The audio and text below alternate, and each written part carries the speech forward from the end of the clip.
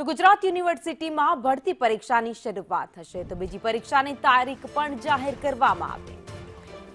29 અને 30 એપ્રિલે પરીક્ષા યોજાવાની છે નોન ટીચિંગ 130 જગ્યા માટે પરીક્ષા યોજાશે પ્રથમ પરીક્ષામાં 54 માર્ક્સ જરૂરી છે 54 થી વધુ માર્ક હશે તો બીજી પરીક્ષા આપી શકાશે તો તારીખની જાહેરાત કરવામાં આવી છે નોન ટીચિંગની 130 જગ્યાઓ ખાલી પડી છે ઉમેદવારો ક્યારના રાહ જોઈને બેઠા છે વધુ અપડેટ સાથે સંવાદદાતા દિવ્યા ચૌહાણ અમારી સાથે જોડાઈ ગયા છે દિવ્યા ગુજરાત યુનિવર્સિટીમાં ભરતી માટે પરીક્ષા યોજાશે